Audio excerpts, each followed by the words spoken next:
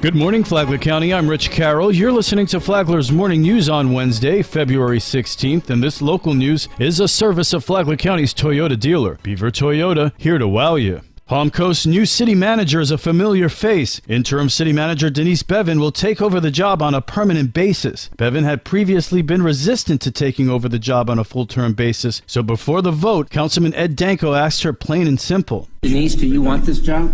That's a fair question. I do. Okay, well, I'm very impressed with your performance lately, and so you have my support. Mayor David Alphen says their search for a candidate thus far has been fruitless, so he made the motion to hire Bevan for the job, dropping interim from her title, and the vote was unanimous. Mayor Alphen? Yes. Councilmember Barbosa? Yes. Councilmember Danko? Yes. Councilmember Clufus? Affirmative. Vice Mayor Branquino? Yes! Bevan then thanked council for their resounding support. I can't wait to take our team to the next step. You guys are amazing. No word yet on what her final salary will be.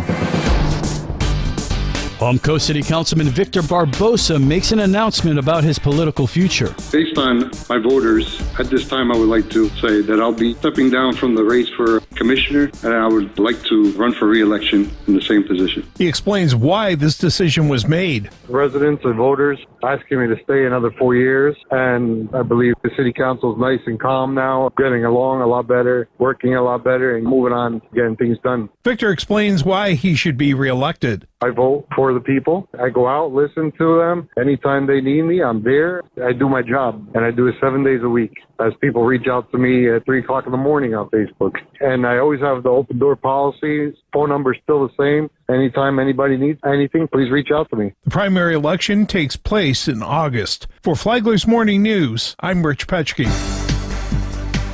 Some Palm Coast City Council members' plans to get rid of the restaurant operating inside the Palm Harbor Golf Course have hit a major roadblock. Members of the public came out in droves to stop the city from terminating its lease with the Green Lion, offering 2 hours of public comment. Let's hear what they had to say. You know, in this whole last week where you've tortured us, not one of you have come up to us and said, thank you. Family and I have enjoyed many great meals and family gatherings at this fine restaurant. I believe that the voice of the community will make it clear that the existence of this restaurant is a priority amongst all. I've heard several council members calling this a sweetheart deal. The Marlows weren't handed any deal. They worked with the city to make this work out. Once again, no one else had come forward to bid on this property. Chris Marlowe is co-owner of the Green Lion. Green Lion has been a part of the solution that has literally saved the city and taxpayers millions of dollars. We're not taking all the credit. We've done it together. We should be celebrating our success and what we've achieved together.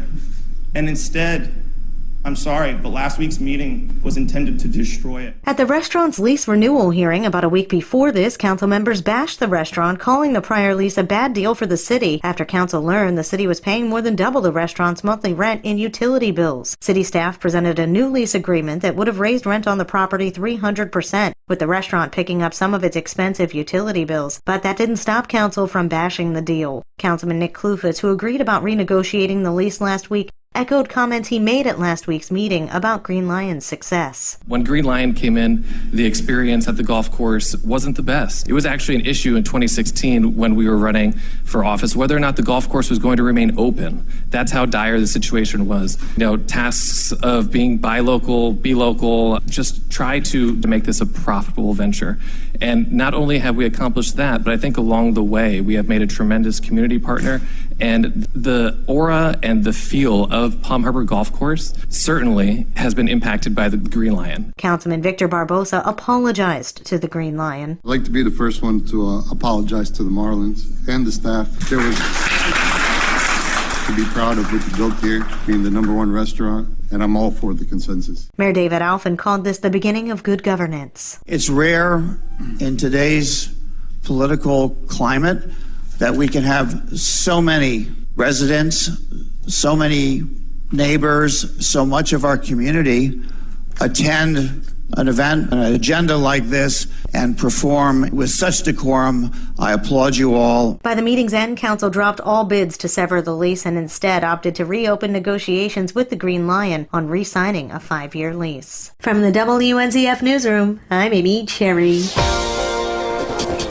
Making an appearance on WNZF over the weekend, management from the Green Lion reacted to the Palm Coast City Council's meeting last week and talked about how they survived various obstacles. Chris Marlowe, a co-owner and the manager of the Green Lion at the Palm Harbor Golf Course in Palm Coast, says it's not easy. He said that with COVID, the aforementioned structural issues, and now what he calls an attack. It's definitely a general consensus that we were attacked.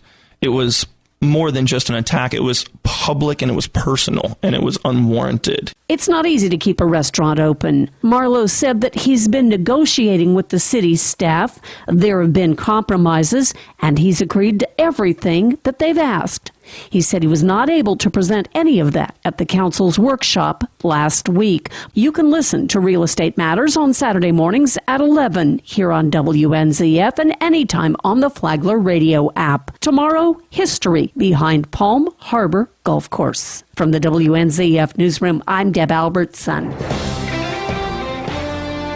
A summit held in Palm Coast tonight takes aim at youth substance abuse. The Junior Chamber of Commerce, the nonprofit arm of the Palm Coast Flagler Regional Chamber, is hosting a youth substance abuse prevention summit today from 6 to 8 o'clock at the Palm Coast Community Center. Brian Sudrain is the president of the Junior Chamber of Commerce. I've already gotten a couple teachers to agree to come to the events. Obviously, the teachers, it's the best way to get students engaged because they know who's going to be interested and they know how to reach their students. So obviously, that's the best way. The 2-hour summit will feature opening comments from the mayor of Palm Coast, and there will be a youth-centered panel discussion on trends, strategies, public health, and advice. According to the 2021 Florida Youth Substance Abuse Survey, 1 in 7 Florida high school students reported using either alcohol, marijuana, or vapor products in the last 30 days. For Flagler's Morning News, I'm Karen Johnson. And now you're up to date on Flagler's Morning News. I'm Rich Carroll.